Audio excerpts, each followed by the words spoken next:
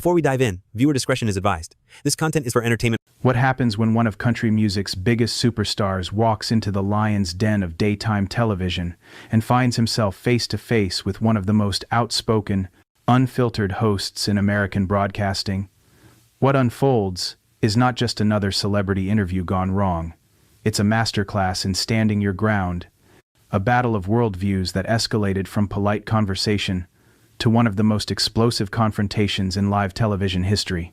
This is the story of the day Blake Shelton walked onto The View and delivered a verbal knockout that left Joy Behar speechless, the studio in chaos, and millions of viewers picking sides in a cultural war that had been brewing for years. Before you witness what happened next, understand this. What you're about to read isn't just entertainment gossip.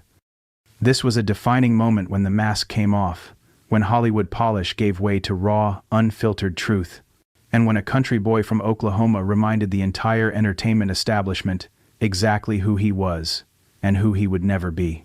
The morning started like any other episode of The View. Studio lights blazed across the familiar set. Audience members settled into their seats with excited anticipation, and the production crew went through their well-rehearsed routines. Blake Shelton was scheduled as the guest of honor, there to promote his latest album and discuss his upcoming tour dates across America. It should have been softball questions, mutual laughter, maybe a plug for The Voice, standard promotional fare for one of country music's most recognizable faces. Blake entered the studio with his trademark confident swagger, that easy Oklahoma charm radiating from every step. He tipped his cowboy hat to the cheering audience, flashed that million-dollar smile that had graced countless magazine covers, and settled into the guest chair, with the relaxed posture of someone who'd done this dance 1,000 times before. The audience responded warmly, their applause genuine and enthusiastic. Here was Blake Shelton, coach on The Voice, chart-topping artist, beloved figure in American entertainment. What could possibly go wrong? The other hosts greeted him warmly. Whoopi Goldberg offered her customary professional welcome. Sarah Haynes smiled brightly, clearly excited about the musical guest. Even Sunny Hostin seemed genuinely pleased to have him on set. Everything was proceeding exactly as Blake's publicist had promised. Friendly, light, promotional, easy morning television. But Joy Behar sat unusually quiet during those opening moments, a predatory smile playing at the corners of her mouth. Anyone who'd watched The View long enough recognized that look. It was the look of someone loading their ammunition, waiting for precisely the right moment to strike. Those who knew Joy's pattern understood what was coming, even if Blake himself didn't see the trap being set. The first few minutes of conversation flowed smoothly. Questions about the new album, commentary about his role on The Voice, pleasant banter about life in Nashville. Blake answered each question with practiced ease, his Oklahoma drawl adding authentic charm to every response. The audience laughed at his jokes. The other hosts nodded along appreciatively. For those brief, shining moments, it seemed like just another successful celebrity appearance. Little did Blake know, the temperature in that studio was about to drop to Arctic levels. Well, Joy finally spoke, her voice cutting through the pleasant atmosphere like a blade through silk. Look who decided to grace us with his presence. She leaned forward slightly, that razor-sharp smile widening. Blake Shelton, the voice of rural America. Or should I say, the voice of a very specific part of rural America. Blake's smile never wavered, but something shifted in his eyes. A slight narrowing, a subtle recalibration. "Good morning to you too, Joy," he replied, his tone still friendly but with an edge of caution. "Always a pleasure to be here with you lovely ladies." "Oh, cut the charm offensive, Blake," Joy shot back, waving her hand dismissively. She was leaning forward now, fully engaged, her entire body language shifting from casual observer to active prosecutor. "Let's talk about your recent comments about small-town values. You seem to think that living in a small town automatically makes someone more moral, more patriotic, than the rest of us city dwellers." The other hosts exchanged glances. The audience, so buoyant moments before, fell into an uneasy silence. Whoopi Goldberg, ever the professional mediator, attempted a gentle redirect. "Joy, maybe we should." But Joy was just getting started. I never said that, Joy, Blake replied, his Oklahoma drawl becoming more pronounced, a tell that anyone from his world would recognize. What I said was that small towns teach you certain values: community, helping your neighbors, working hard for what you have. I didn't say anything about being better than anyone else. Oh, please, Joy waved her hand again, her voice dripping with dismissiveness. That's exactly what you implied. You country music stars love to paint yourselves as the real Americans, while the rest of us are what? Fake Americans? We're just as American as you are, Blake. Blake's jaw tightened imperceptibly. His hands, which had been resting casually on the armrests, pressed down slightly harder. But he kept his composure, maintained that professional veneer. Joy, I think you're putting words in my mouth that I never said. I respect people from all walks of life, whether they're from New York City or from a town with 3,000 people. Do you, though? Joy pressed on, her voice rising slightly, gaining momentum like a storm building on the horizon. Because your music, your whole persona, it's built on this idea that real America is somewhere out there in the heartland. And places like New York, places like where I grew up, somehow don't count. The studio air grew thick with tension. You could cut it with a knife. The audience was dead silent now, sensing they were witnessing something far beyond typical daytime television fodder. Camera operators glanced at each other nervously. In the control room, producers were already frantically signaling, uncertain whether to let this play out or cut to commercial. Sarah Haynes attempted to jump in with a question about Blake's music, trying desperately to steer the conversation back to safer waters. But Joy wasn't finished, not even close. You know what bothers me most about this whole small-town superiority complex? Joy continued, her hands gesturing emphatically, her entire being now locked onto Blake like a missile on its target. It's that you get to sit there and judge the rest of us while making millions of dollars singing about pickup trucks and dirt roads. You've been living in Hollywood and Nashville for decades, Blake. When's the last time you actually lived in one of these small towns you're always singing about? Blake's relaxed demeanor began to shift. His shoulders straightened, his spine grew rigid. For the first time since sitting down, he looked genuinely annoyed, not just defending himself, but personally affronted. The easygoing country boy was starting to crack, and something harder, something more dangerous, was beginning to show through. Joy, Blake said, his voice controlled but with steel underneath. I may live in Nashville now, but I haven't forgotten where I come from. I was raised in Ada, Oklahoma. Population, 12,000. My dad worked construction. My mom was a beauty shop owner. I know what it's like to grow up in a place where everybody knows everybody. And now you're worth hundreds of millions of dollars. Joy shot back without missing a beat, her voice rising with each word. You've got mansions in multiple states, private jets, the whole 9 yards. Don't you think it's a little disingenuous to keep playing this common man card? Blake's famous smile, that easy, disarming grin that had charmed America for decades, finally cracked. Shattered, really. You know what, Joy? His voice had changed entirely now. Gone was the promotional tour politeness. This was something raw, something real. Just because someone becomes successful doesn't mean they forget their roots. I've been blessed, absolutely. But that doesn't change who I am, or where I come from. And I'm proud of where I come from. Proud enough to exploit it for profit? Joy retorted, leaning back slightly, clearly enjoying the reaction she was getting.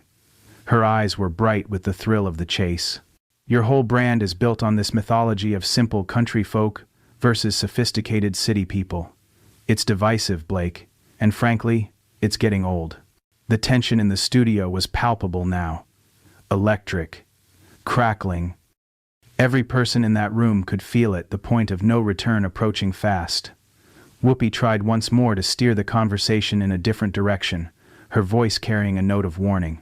Maybe we should talk about the tour. But Blake was no longer interested in playing nice. Exploit it? Blake repeated, his voice rising for the first time, genuine anger bleeding through his professional facade.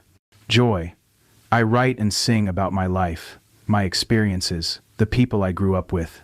That's not exploitation. That's authenticity. And if you can't tell the difference, maybe that says more about you than it does about me. The studio gasped. An audible, collective intake of breath. Even the cameramen froze for a split second. This wasn't banter anymore. This wasn't friendly disagreement. This was a full-scale confrontation. And Blake Shelton had just fired back with both barrels. Joy's eyes flashed with pure anger. Her face flushed slightly. Her hands gripped the desk in front of her.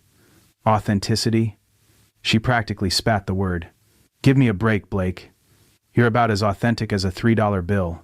You're a manufactured product, just like every other country star churned out by the Nashville machine. The audience gasped again, louder this time. Even the other hosts looked uncomfortable now, shifting in their seats, exchanging worried glances. This had gone far beyond typical daytime television banter. The boundaries of professional discourse had been obliterated, and they were careening into territory no one had anticipated. Blake stood up slowly. It was a power move, calculated or instinctive. It didn't matter. The effect was the same. At 6'5", Blake Shelton towered over the panel, his frame suddenly seeming larger, more imposing, more commanding than anyone in that studio had expected. The cowboy had risen, and the entire dynamic of the confrontation shifted in that single movement. You know what, Joy? His voice was measured now, controlled, but carrying an undercurrent of ice-cold fury. I've sat here and taken your shots because I respect this show and I respect most of the people on it. But I'm not going to sit here and let you attack my character and my integrity. Oh, did I strike a nerve? Joy taunted, standing up as well, clearly unwilling to concede the physical advantage. Her voice dripped with sarcasm. The truth hurts, doesn't it, Blake? The truth? Blake's voice was steady now, dangerously calm. The truth is that you've been sitting behind this desk for years, throwing stones at people, tearing them down, making nasty comments about anyone who doesn't share your worldview. And you call that entertainment? Joy's face flushed deep red. I call it honesty, she shot back. Something you might want to try sometime. Blake shook his head slowly, a gesture of profound disappointment more cutting than any words. Honesty would be admitting that you'd already made up your mind about me before I even walked in here. You don't want to have a conversation, Joy. You want to pick a fight. Maybe I do, Joy replied defiantly, her chin raised, her stance aggressive. Maybe it's time someone called you out on your act. The studio was electric with tension now. Every eye was locked on the confrontation. Cameras kept rolling, capturing every word, every gesture, every micro-expression. The producers had given up trying to control the situation. This was live television gold, controversial and explosive, the kind of moment that would dominate news cycles for weeks. Blake looked down at Joy with a mixture of disappointment and anger, his voice dropping to a deadly whisper that somehow carried more weight than any shout. You want to call me out? Fine. Let's do this properly then. He paused, letting the moment stretch, building the tension.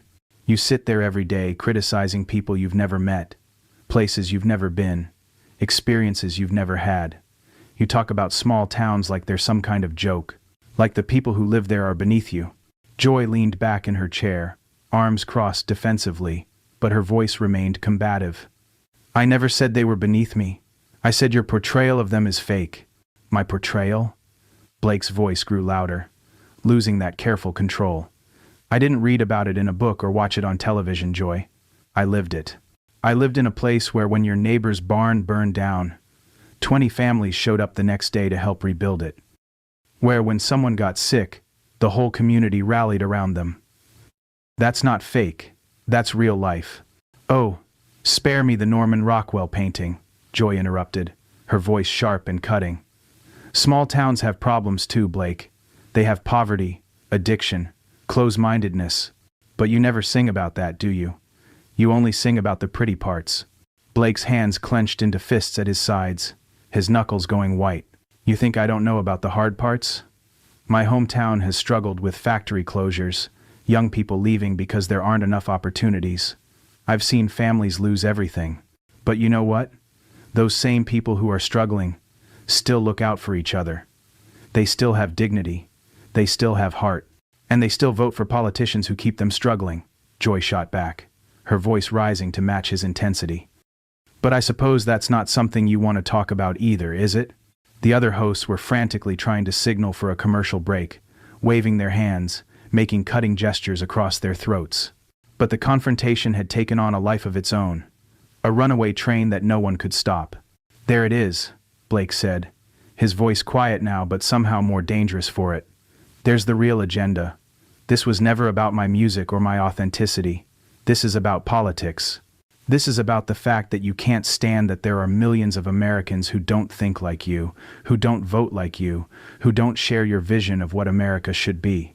Those millions of Americans are being manipulated," Joy countered, her voice sharp and accusatory. "By you, by the media, by politicians, who tell them what they want to hear, instead of what they need to know."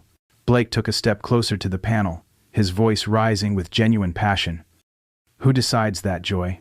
Who decides what people need to know? You? The media? Politicians? Or maybe, just maybe, people are smart enough to decide for themselves?" Joy slammed her hand on the table, the sound echoing through the studio like a gunshot. "Not when they're being manipulated by celebrity millionaires who pretend to be just like them." Blake stood perfectly still for a long moment, staring at Joy with an expression impossible to read. The studio held its collective breath.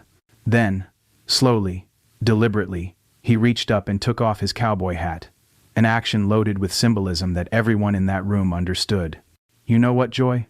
His voice was eerily calm now, the eye of the hurricane. "You're absolutely right about one thing. I am a millionaire. I do live a different life now than I did growing up." He placed his hat on the table in front of him with deliberate precision, the gesture carrying more weight than any shout could have. "But there's one thing you're dead wrong about." His eyes locked onto Joy's with laser intensity. "I've never pretended to be anything other than exactly who I am. I've never lied about my success. I've never hidden my wealth. I've never claimed to be something I'm not." He paused, letting the question hang in the air like a blade. "Can you say the same?" Joy's face went pale. The color drained from her cheeks, as if Blake had physically struck her. "What's that supposed to mean?" Her voice was smaller now, uncertain for the first time. Blake's smile was cold as ice, devoid of any warmth or humor.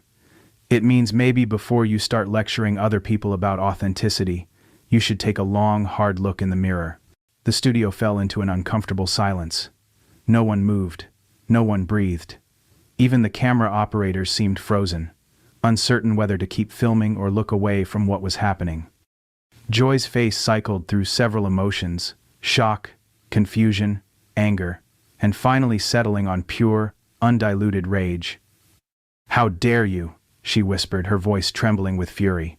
"How dare you come onto my show and attack me personally?" Blake picked up his hat and placed it back on his head with slow, deliberate movements, each gesture carrying symbolic weight. "Joy, this is The View, not the Joy Behar Show. And I'm not attacking you personally. I'm responding to your personal attacks on me. You think you're so clever, don't you?" Joy's voice was getting louder again, shriller, losing the controlled venom from earlier. "Coming in here with your folksy wisdom and your aw shucks routine. Well, let me tell you something, cowboy. I've been in this business longer than you've been wearing that ridiculous hat." Blake's eyebrows raised slightly, a hint of genuine amusement crossing his face. "This business? You mean the business of entertainment? Because last I checked, we're both entertainers, Joy. The only difference is, I don't pretend my entertainment is more important than anyone else's." "My entertainment?" Joy stood up straighter, her voice reaching a crescendo. "I inform people, Blake. I educate them. I help them understand the world around them." "What do? You help them escape from reality." "And what's wrong with that?" Blake asked, his voice calm in stark contrast to Joy's escalating volume. The juxtaposition made his words cut even deeper. "What's wrong with giving people a few minutes of happiness? What's wrong with helping them forget their troubles for a little while?" Joy laughed bitterly, the sound harsh and ugly. "Because while they're forgetting their troubles, those troubles are getting worse. While they're listening to your songs about simpler times, the world is passing them by." Blake shook his head slowly, disappointment etched into every line of his face. "Joy, you talk about informing people and educating them, but all I've seen today is you trying to tear me down. Is that what you call education? Is that what you call helping people understand the world?" I'm helping them understand that people like you are selling them a fantasy. Joy shot back, her composure completely gone now. A fantasy that keeps them from demanding the real changes they need. And what changes are those, Joy? Blake's voice had an edge to it now, sharp and cutting. What exactly do you think I'm keeping people from demanding? Joy gestured wildly with her hands, her entire body language screaming frustration and anger.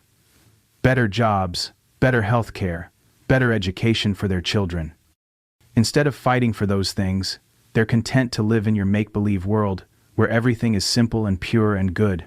Blake was quiet for a long moment, studying Joy's face with an intensity that seemed to see right through her.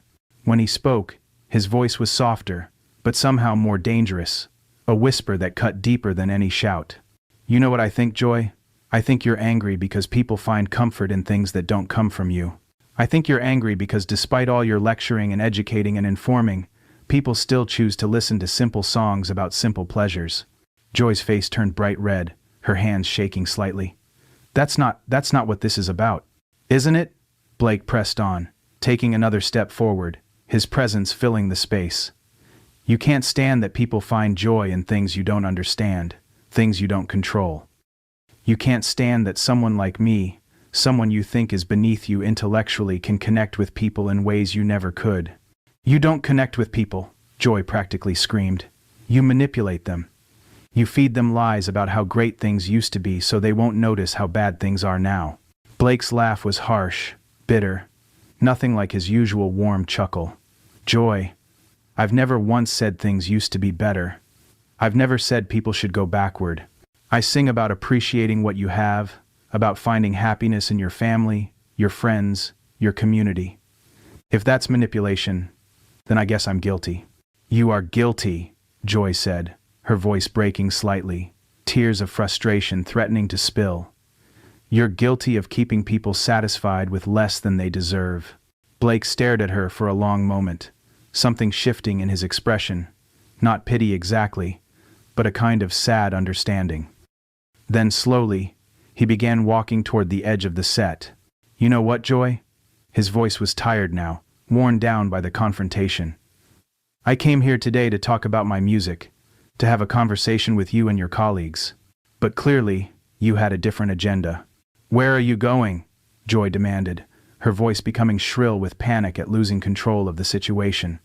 We're not finished here. Blake stopped and turned back to face her, his expression unreadable.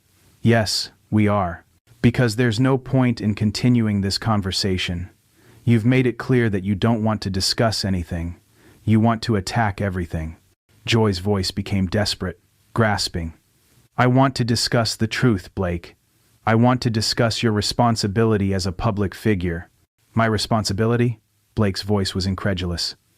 Joy, my responsibility is to my fans, to the people who buy my music and come to my shows. My responsibility is to be honest about who I am and what I believe. I don't owe you or anyone else an apology for that. You owe it to the American people to stop feeding them this small-town mythology.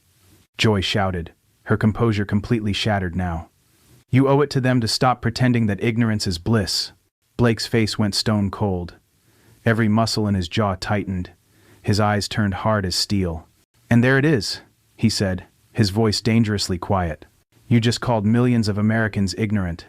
You just called people who live in small towns, people who work hard and raise their families, and try to do right by their neighbors. You just called them ignorant. I didn't say that Joy protested, but her voice lacked conviction, the words weak and uncertain. Yes, you did, Blake said firmly, pointing directly at her. You just said it. And you know what? That tells me everything I need to know about you and your version of education and information. The other hosts sat frozen, their faces masks of shock and discomfort. Whoopi had given up trying to intervene. Sarah looked like she wanted to disappear into her chair. The entire studio had become a powder keg, and Blake Shelton was walking away while it detonated behind him. Just walk away, Joy called out as Blake continued toward the exit, her voice cracking with emotion. You can't just run away when someone challenges your beliefs. Blake stopped one final time. He turned back to the panel, his cowboy hat shadowing his eyes, his stance wide and solid. Joy, You haven't challenged my beliefs. You've insulted me. You've insulted my fans. And you've insulted millions of Americans who don't happen to share your worldview. That's not a challenge. That's just mean-spirited." "The truth is mean-spirited sometimes," Joy replied defiantly, lifting her chin in one last show of defiance. Blake nodded slowly, as if accepting that statement. "You're right about that. And the truth is this. This show used to be about different perspectives having a conversation. Now it's apparently about one perspective shouting down all the others." With that devastating final observation, Blake Shelton turned and walked off the view set. His boots echoed in the stunned silence. The studio audience sat frozen, mouths agape, unable to process what they'd just witnessed. Behind the panel, Joy Behar stood alone, her face flushed with anger and embarrassment, her hands trembling slightly as she gripped the desk for support. The cameras continued rolling, capturing every moment of her humiliation, every second of the aftermath of what would become one of the most talked-about confrontations in daytime television history. Security personnel moved quickly but unnecessarily. Blake wasn't causing a scene. He was simply leaving. Producers scrambled, frantically trying to figure out how to salvage the rest of the show. The control room erupted in controlled chaos, voices overlapping, everyone talking at once about what had just happened, and what it meant for the show, for the network, for everyone involved. The heated exchange had lasted less than 20 minutes from start to finish, but those 20 minutes would be replayed, analyzed, debated, and discussed for years to come. Clips would go viral within hours. Social media would explode with reactions. News organizations would cover it as a major story. And America would be divided once again, not just about politics or geography or values, but about who was right in that studio confrontation, and what it revealed about the deeper fractures in American society. What started as a routine promotional appearance became a cultural flashpoint, a moment when the carefully maintained illusions of polite entertainment were stripped away and replaced with raw, unfiltered confrontation. Blake Shelton walked into that studio as a country music star there to sell an album. He walked out as something else entirely, a symbol of defiance against coastal elitism, a representation of millions of Americans who felt constantly judged and dismissed by the entertainment establishment. And Joy Behar, who had started the day thinking she would expose a hypocrite, ended it, having revealed something about herself that no amount of spin could entirely erase. Was Blake right to walk off? Did Joy cross a line that should never have been crossed? Did the confrontation reveal fundamental truths about American society? Or was it just another manufactured controversy in the endless cycle of outrage-driven content? The answers depend entirely on who you ask, where they're from, and what they believe about the America we live in versus the America we imagine ourselves to be.